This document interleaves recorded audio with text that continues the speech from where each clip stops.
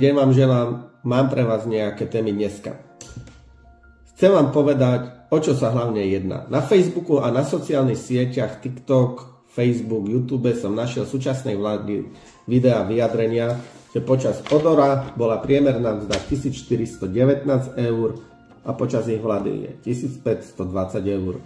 Že išla priemerná mzda o 100 eur vyššie. V podstate áno, majú pravdu, nehovoria vám klamstvá. Je to tak, ale nepovedali vám B, ja vám to vysvetlím. Priemerná mzda, to je štatistický úrad Slovenskej republiky, ide nám hore od roku 93, vždy nám stúpa. Vždy ide krivka hore, ako vidíte. V roku 2023 bola podľa dostupných údajov priemerná mzda 1430 eur. K čomu ja smerujem? Vždy to tak bolo, že priemerná mzda nám stúpala o 100 eur každým rokom bez ohľadu na to, aká bola vláda.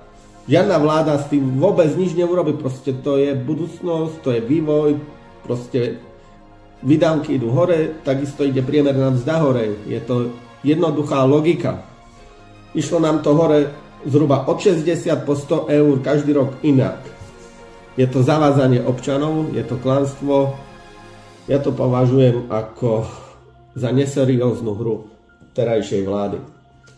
Ešte to zvaľujú na Odorovú vládu. Chudák Odor, bol tam 6 mesiacov, nemal ani parlamentnú podporu. V podstate on nemohol spraviť nič.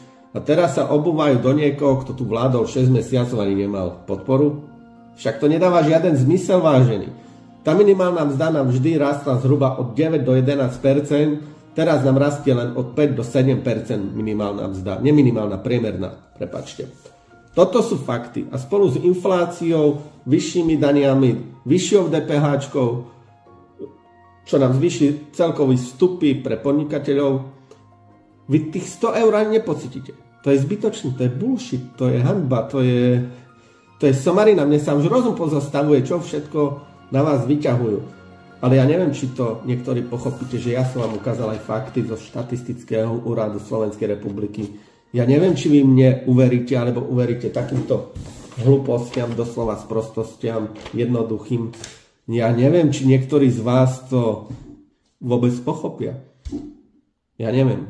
Ja si myslím, že niektorí vôbec neviete, že používate hlavu. Neviete vôbec, na čo ju máte. Ja som už z toho smutný, ja už neviem, ako vám to všetkým občanom lepšie vysvetliť. Ukazujem vám grafy.